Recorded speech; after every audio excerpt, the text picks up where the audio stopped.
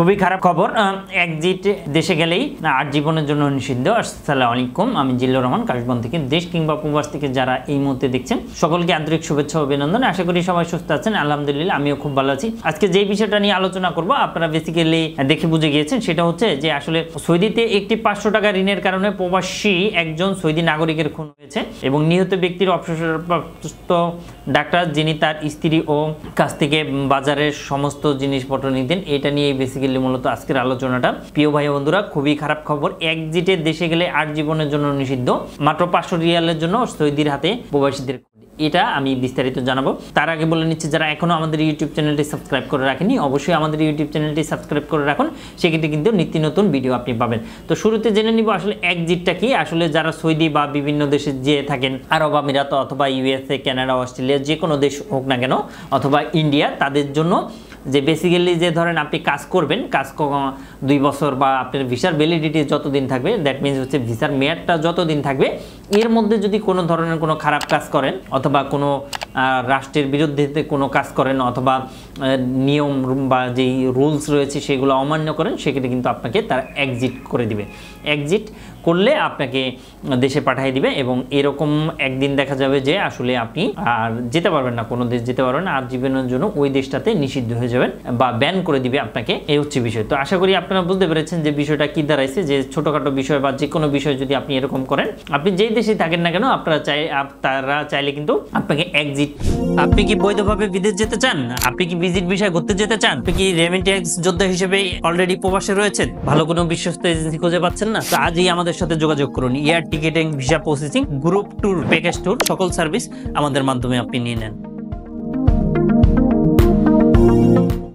Seal দিয়ে দিতে পারে। এক্সিট যদি করে দেয় সেক্ষেত্রে কিন্তু আপনি আর ওই দেশে যেতে পারবেন না, কখনোই না, আর জীবনের জন্য আপনাকে ব্যান করে দিতে পারে। এবং এটা নিয়ে সৌদি সরকার দূরত্ব বিচার করে এবং হত্যাকারীর মৃত্যুদণ্ড দেয়। যাওয়ার কর্তৃপক্ষ নতুন নিয়ম ঘোষণা করেছে যে যেখানে চুক্তি শেষ না হওয়া পর্যন্ত ফাইনাল এক্সিট নিয়ে দেশে আসবে সে কিন্তু সৌদিতে প্রবেশ করতে পারবে না। প্রবাসীদের এই নিয়ম সম্পর্কে সতর্ক থাকার এবং শেয়ার করে সবাইকে জানিয়ে দেওয়ার পরামর্শটা আমি দিচ্ছি এবং আমি বলবো আপনারা অবশ্যই এই জিনিস যারা বিদেশে যেতে চাচ্ছেন অথবা যাবেন বলে ভাবছেন, যে আসলে কোম্পানির বিরুদ্ধে কোনো কিছু কিন্তু করা যাবে না, অথবা আপনি যদি ভিজিট ভিসায় যান অথবা আপনি এমপ্লয়ি ভিসায় যান, ওয়ার্ক পারমিট ভিসায় যান, অথবা আপনি যদি স্টুডেন্ট ভিসায় যান, অথবা আপনি যে কোনো ভিসায় যান না কেন, অবশ্যই তাদের রুলস এবং নিয়ম মেনে অবশ্যই আপনি চলবেন। আদারওয়াইজ কিন্তু আপনাকে ফাইনাল এক্সিট মেরে দিবে।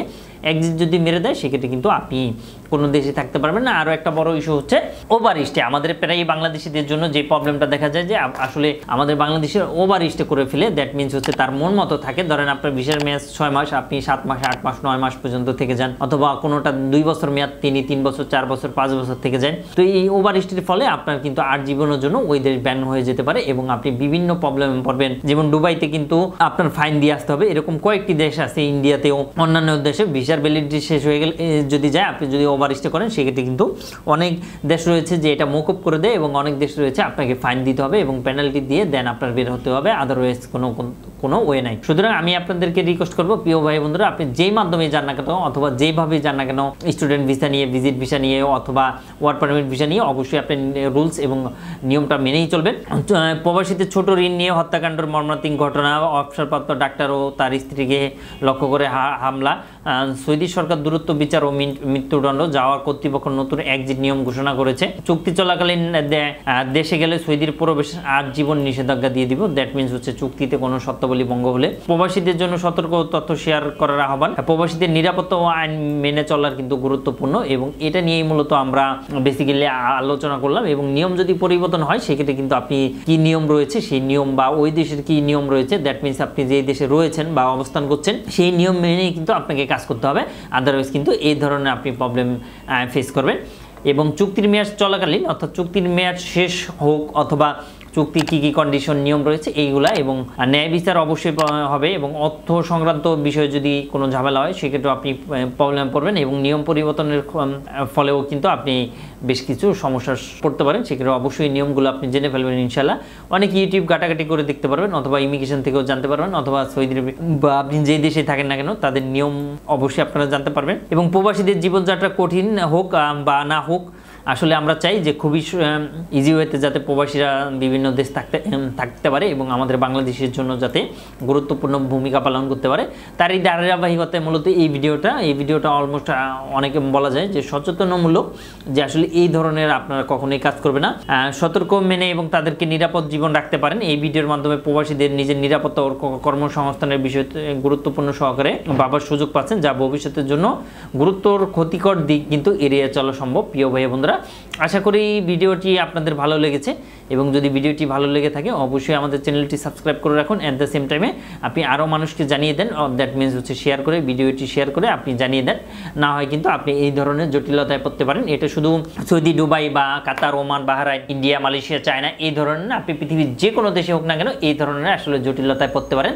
তো আসলে এই ধরনের প্রবলেম যাতে না হোক এটাই আমরা চাই, আপনার সাথে এই ধরনের কোনো প্রবলেম না হোক।